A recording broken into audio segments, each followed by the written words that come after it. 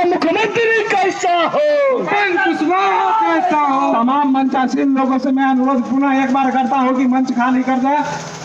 मेरी बात को समझते हुए, परेशानी समझते हुए तमाम मंचासीन नेताओं से मैं निवेदन करता हूँ कि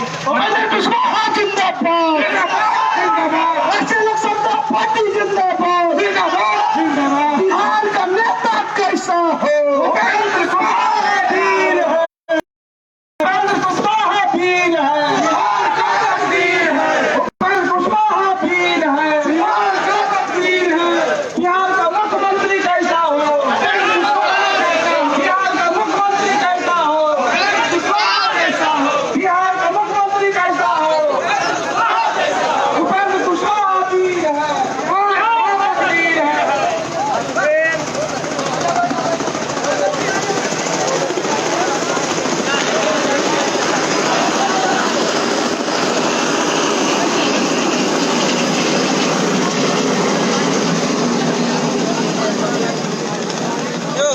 अब मैं यहाँ के स्थानीय लोकप्रिय प्रत्याशी श्री प्रशांत कुमार पंकज जी से निवेदन करता हूँ कि आगे अपनी बात को रखें। श्री प्रशांत कुमार पंकज। सबसे पहले उजियारपुर विधानसभा क्षेत्र की सभी जनता को हम प्रणाम करते हैं, सलाम करते हैं, नमस्कार करते हैं। साथियों, समय कम है, 5 बजे तक ही सभा होनी है। हमारे नेता बोलेंगे, इसलिए 2 मिनट में ही अपनी बात रखना चाहते हैं। साथियों, काफी दिनों से, जब से हमारे बाबूजी स्वर्गीय राम लखन महतो नहीं रहे, तब से लगातार हम क्षेत्र में आप लोगों के बीच में है, सुख में दुख में आपके साथ में है, और हमारी हमेशा कोशिश रही कि आपके साथ में रहेंगे। तो साथियों, हमें जब हम चुनाव की तैयारी कर रहे थे तो हमारे नेता उपेंद्र कुशवाहा जी ने सिर्फ मेरा ही सम्मान नहीं किया, पूरे समाज का सम्मान किया है। इसलिए हम आग्रह करते हैं आप सभी लोगों से कि आप लोग वोट चोट के साथ दीजिए और बताइए ऊपर वाले को, क्योंकि हमेशा इनके साथ भी छल किया गया था, हमेशा मेरे साथ भी छल किया गया। ऐसे छल करने वालों को सबक सिखाने का अधिकार सिर्फ जनता को है। आप जो ताकत के साथ वोट दीजिए और हमें जिताइए। हमें आप जिताएंगे तो हमारे नेता जो है बिहार में मुख्यमंत्री बनेंगे।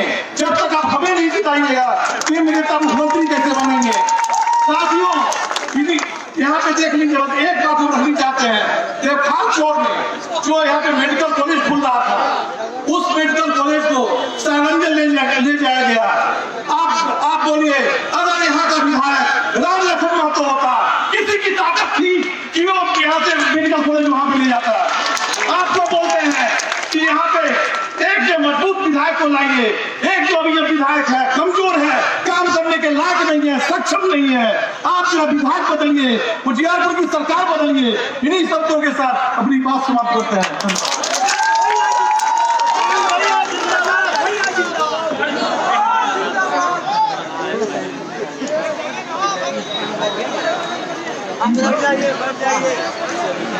सुनिए ना,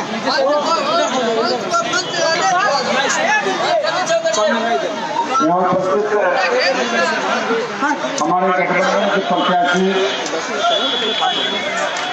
प्रशांत कुमार पंकज जी, यहाँ उपस्थित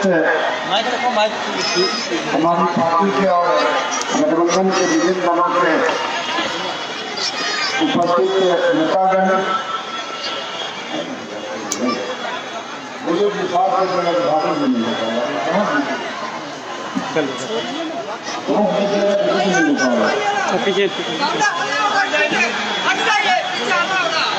विभिन्न पार्टियों के नेतागण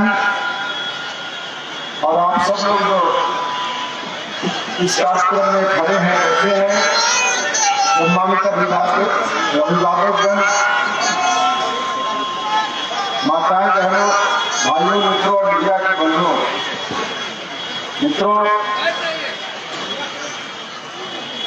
जिस गठबंधन को आपने ताकत दी, 15 साल बड़े भाई और 15 साल बड़े भाई, इन लोगों ने आपके साथ न्याय नहीं किया। वोट लिया समाज के सभी जाति धर्म के लोगों का, और आपके वोट की ताकत का इस्तेमाल किया अपने बाल बच्चों की तकदीर को बदलने के लिए। आपके बाल बच्चों की तकदीर को बदलने की कोशिश इन लोगों की ओर से नहीं हुई और न तो आपको सत्ता में भागीदारी दी। कहने के लिए सब लोग भाषण करते हैं कि जिनकी जितनी हिस्सेदारी उनकी उतनी भागीदारी, लेकिन सिर्फ कहने के लिए मन से भाषण देने के लिए जितनी जिनकी हिस्सेदारी उतनी उनकी भागीदारी। वोट लेते हैं लोग, वोट लेने के समय बड़ी बड़ी बात करते हैं, लेकिन सत्ता में जाने के बाद आपको हिस्सेदारी नहीं देते। हमने तय किया है, हमारे गठबंधन ने तय किया है, आप ताकत दीजिएगा तो समाज के तमाम वर्ग के लोगों को उचित भागीदारी देने का काम हम करेंगे।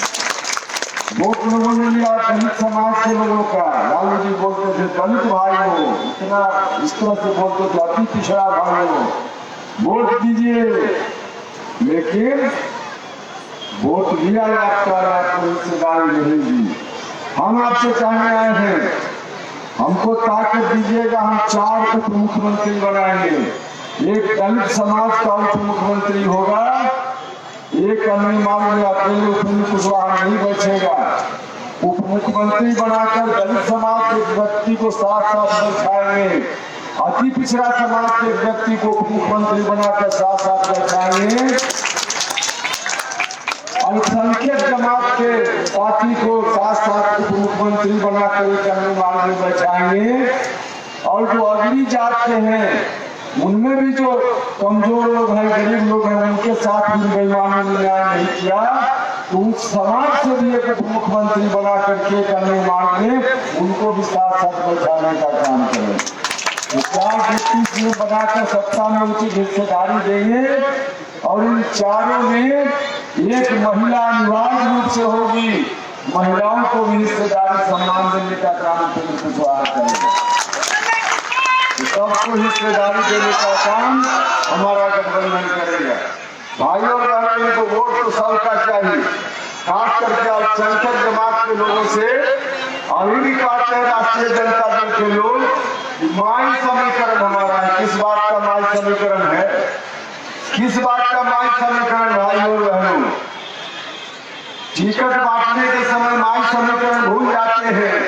एम को देते हैं 75 सीट और वाई को गायब कर देते हैं 1-2 दे करके, गायब कर देते हैं। यही माई समीकरण आज दुनिया भर में, दुनिया के कुछ देश इस तरह के हैं जो नफरत करते हैं मुसलमान भाइयों से, और उनकी ओर से यूरोप हो या अमेरिका कुरान को प्रतिबंधित करने की बात वहां हो रही है। दुनिया में किसी धर्म के धर्म ग्रंथ को प्रतिबंधित किया जाए, धर्मनिरपेक्षता का सिद्धांत कहता है कि उसका विरोध होना चाहिए। दुनिया में कहीं भी, चाहे हिंदू धर्म का ग्रंथ हो, इस्लाम धर्म का ग्रंथ हो या किसी धर्म का धर्म ग्रंथ हो, उसको बैन नहीं किया जाना चाहिए। सबका विचार समाज में फैले, जिसको जो विचार पसंद आ रहे उसको माने या ना माने उसके ऊपर, लेकिन किसी विचार पर रोक लगाने का काम नहीं किया जा सकता। तो यूरोप और अमेरिका के लोग जब ऐसी कोशिश कर रहे हैं, फ्रांस उसका साथ दे रहा है, तो क्यों कांग्रेस के लोग और राष्ट्रीय जनता दल के लोग चुप हैं धर्मनिरपेक्षता की दुहाई देने वाले? आज फ्रांस में कुछ दिन पहले घटना घटी, एक कार्टूनिस्ट ने कार्टून बनाया और उसने पैगंबर साहब के साथ अपमानजनक ढंग से कार्टून बनाया, अपमान किया पैगंबर साहब का। क्यों राष्ट्रीय जनता दल के लोग चुप है? क्यों चुप है? कांग्रेस के लोग कहते हैं कि हम सेकुलर हैं। उस कार्टूनिस्ट ने कार्टून बनाया, पैगंबर साहब का अपमान करते हुए फ्रांस के राष्ट्रपति खड़ा हो गए उस व्यक्ति के साथ, उसका नाम है चार्ली हेब्डो। चार्ली हेब्डो के साथ फ्रांस के राष्ट्रपति खड़े हो गए और कांग्रेस के लोग, राष्ट्रीय जनता दल के लोग चुप हैं। कांग्रेस के लोग, राष्ट्रीय जनता दल के लोग, भारतीय जनता पार्टी के लोग चुप हैं तो उनकी बात तो समझ में आती है, लेकिन राष्ट्रीय जनता दल के लोग क्यों चुप हैं? कांग्रेस के लोग क्यों चुप हैं? इसलिए चुप है, मैं वो अभी बताता हूँ भाइयों और बहनों, इनको डर है भारतीय जनता पार्टी के सामने राष्ट्रीय जनता दल के लोगों ने घुटना टेक दिया है। वोट लेना चाहते हैं, इसलिए वोट लेना चाहते हैं कि जेल से बचने का काम इनको करना है। आपके वोट का इस्तेमाल जेल से बचने के लिए, आपके हक के लिए नहीं है। आपके हक के लिए अगर कोई आवाज उठाने का काम, विपक्ष में सबसे मुख्य भूमिका निभाने का काम अगर बिहार की धरती पर कोई कर रहा है हिम्मत से, तो उसका नाम राष्ट्रीय लोक समता पार्टी है, उपेंद्र कुशवाहा। इन लोगों ने घुटना टेक दिया, क्योंकि घुटना नहीं टेकेंगे तो भारतीय जनता पार्टी अगर थोड़ा पेचकस दी तो जेल से निकल ही नहीं पाना। तो क्या हम आपसे जानना चाहते हैं दक्षिणसराय के भाई और रनौजलापुर के भाई और बहन, क्या किसी को जेल से निकालने के लिए आप वोट देना चाहते हैं? क्या आप अपने बाल बच्चों की तकदीर को संवारने के लिए वोट देना चाहते हैं? आप सब लोगों से कह रहे हैं, राष्ट्रीय जनता दल के लोग धर्मनिरपेक्षता के सिद्धांत पर नहीं चल रहे। राष्ट्रीय जनता दल के लोग किसी सिद्धांत पर नहीं चल रहे। और जहाँ तक कांग्रेस पार्टी का सवाल है, कांग्रेस पार्टी तो पिछलग्गू पार्टी बनकर रह गई। पिछलग्गू पार्टी की कोई हैसियत नहीं, जिनकी कोई हैसियत नहीं, जो पिछलग्गू लोग हैं डरेंगे, क्योंकि समय रहते इन लोगों ने जब सत्ता दिया फिर घोटाला करने का काम किया। कोई सिंधिल घोटाला से कर रहा है तो कोई पहले वाला घोटाला के कारण जेल जाने से डर रहा है। भाई और बहनों, आज की तारीख में बिहार की धरती पर राजनीति में हिम्मत तान कर अगर कोई कह रहा है तो उपेंद्र कुशवाहा है। हाई हिम्मत भारतीय जनता पार्टी और किसी को उपेंद्र कुशवाहा को जेल भेज कर दिखा। हम समाज के सभी वर्ग के लोगों के लिए, मुसलमान भाई हो, अतिथिग्रह भाई हो, दलित भाई हो, सबकी आवाज हम उठाते रहेंगे। दुनिया में कहीं उनके खिलाफ अन्याय होगा तो हम आवाज उठाते रहेंगे। हम जेल जाने से डरने वाले नहीं है। आज मुसलमान भाइयों के साथ दुनिया में कहीं अन्याय हो रहा है, पैगंबर साहब का अपमान हो रहा है, तो उपेंद्र कुशवाहा उस अपमान का घोर विरोध करता है, घोर विरोध करता है इस मंच से। और हमने तय किया है कि हमारी सरकार बनेगी, देश में जो भी बिहार में कानून बनाएंगे, किसी भी धर्म की जो मान्यता है, किसी भी धर्म, सब धर्म की बात करते हैं, किसी भी धर्म की जो धार्मिक मान्यताएं हैं, उन मान्यताओं के खिलाफ कोई काम करेगा तो उसको जेल भेजने का काम हम करेंगे। इस तरह का कानून उपेंद्र कुशवाहा बनाएंगे। हर तरह से समाज के सभी वर्गों के लिए लड़ाई लड़ने का काम, उसके हक की लड़ाई करने का काम उपेंद्र कुशवाहा करेंगे। आज क्या स्थिति है बिहार?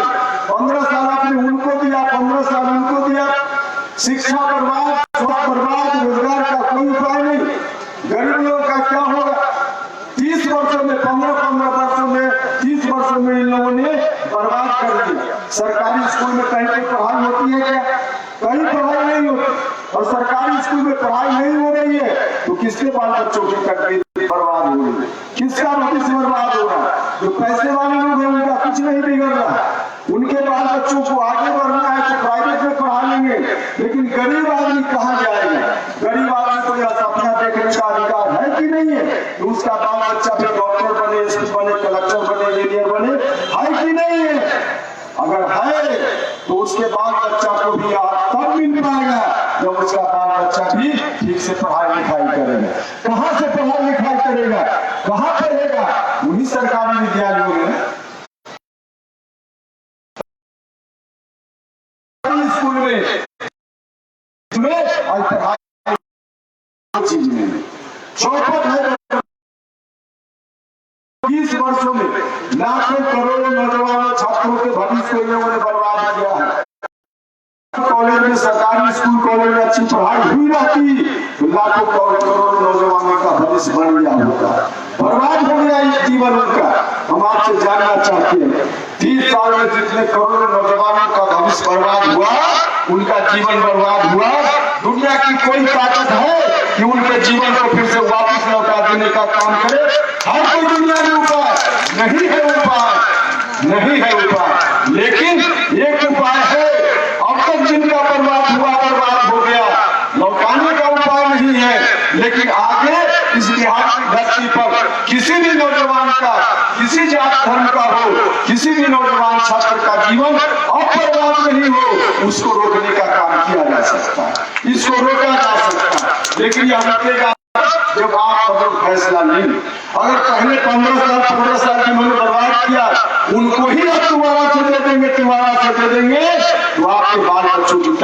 नहीं समझ पाए, नहीं समझ पाए।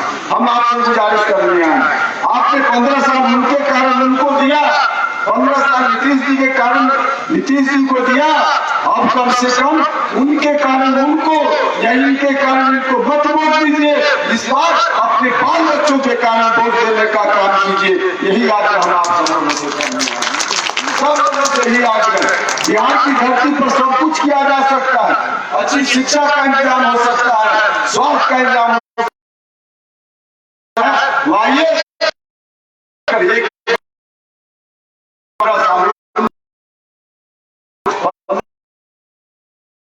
छोटा भाई उपेंद्र कुशवाहा को 5 साल नहीं दे सकते हैं। आप सब लोग जो कानून बेईमानों ने 15 साल में नहीं किया, उपेंद्र कुशवाहा 15 महीना में करके बताएगा। यही आग्रह है कि सब लोग मिलकर एक बार मौका दीजिए। यहाँ के हमारे उम्मीदवार हैं प्रशांत पंकज जी, इनका चुनाव छात्र का पंखा है, तो आप सब लोगों से आग्रह है कि पंखा निशान के सामने के बटन को दबाइए और भारी वोटों से इनको जिता कर भेजने का काम कीजिए। तो बताइए, सब लोग जिताइएगा ना इनको, जो हाथ उठाकर बताइए, चलिए अगर जिताइएगा तो जीत का माला इनको पहना दे, चलिए जीत का माला पहनाइए, उसके पहले हम नारा लगाइए।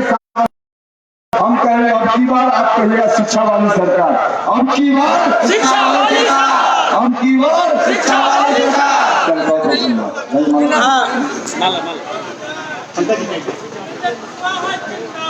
जिंदाबाद जिंदाबाद जिंदाबाद।